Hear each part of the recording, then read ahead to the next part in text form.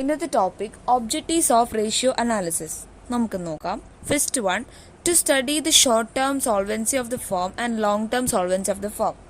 ഇവിടെ solvency means ഒരു ഫേമിന് അതിൻ്റെ ലയബിലിറ്റീസും ഷോർട്ട് ടേം ലയബിലിറ്റീസും മീറ്റ് ചെയ്യാനുള്ള എബിലിറ്റിയെയാണ് സോൾവൻസി എന്ന് പറയുന്നത്. അപ്പോൾ ഇതിനെക്കുറിച്ചുള്ള സ്റ്റഡിയാണ് ഫസ്റ്റത്തെ ഒബ്ജക്റ്റീവ് ആയിട്ട് പറയുന്നത്.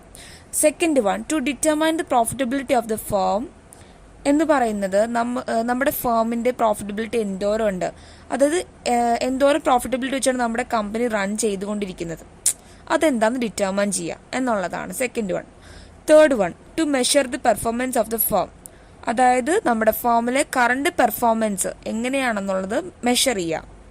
Okay. Fourth one, to facilitate the process of financial forecasting എന്ന് പറഞ്ഞാൽ ജനറേറ്റ് ചെയ്തിട്ടുള്ള ഫിഗറിൻ്റെ ബേസിൽ അല്ലെങ്കിൽ ഫ്യൂച്ചറിൽ എന്തായിരിക്കും ഒരു ഫിനാൻഷ്യൽ സ്റ്റേറ്റ്മെന്റ്, അപ്പോൾ അതിലുള്ള ഫിനാൻസിന്റെ കാര്യങ്ങൾ നമുക്ക് ഫോർകാസ്റ്റ് ചെയ്യാം. അതാണ് അടുത്തത് പറയുന്നത്. Next one, to facilitate comparison, അതായത് inter firm and intra firm comparison ആണ്. അതായത് നമ്മുടെ ഫേമിന്റെ പുറത്തുള്ള ഫേമും അകത്തുള്ള ഫേമും തമ്മിലുള്ള കമ്പാരിസൺ ആണ് ഇവിടെ പറയുന്നത്. അപ്പോൾ കമ്പനി അത് ഹെൽപ്പ് ചെയ്യും ഇത് കമ്പാരിസൺ നടത്താനായിട്ട്. ഓക്കെ. അടുത്തത്, to communicate the strength and weakness of the firm, അതായത് നമ്മുടെ ഫേമിൽ ഒരുപാട് സ്ട്രെങ്ത് ഉണ്ടാവും, വീക്ക്നെസ് ഉണ്ടാവും. വീക്ക്നെസ് വരുമ്പോൾ അതിലുള്ള മെഷേഴ്സ് എടുത്തിട്ട് നമുക്ക് അതിനെ ഓവർകം ചെയ്യാം. അപ്പോൾ ഇതൊക്കെ കമ്മ്യൂണിക്കേറ്റ് ചെയ്യണം എന്നൊരു ഒബ്ജക്റ്റീവാണ് അടുത്ത് പറയുന്നത്.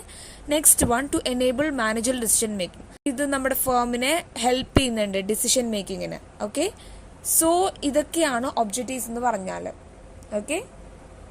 അപ്പോൾ ഇന്നത്തെ വീഡിയോ എല്ലാവർക്കും ഇഷ്ടമായെന്ന് വിചാരിക്കുന്നു. So please subscribe my YouTube channel. അതോടൊപ്പം ഷെയർ ചെയ്യുക, ലൈക്ക് ചെയ്യുക, കമൻറ്റ് ചെയ്യുക, സപ്പോർട്ട് ചെയ്യുക. Thank U.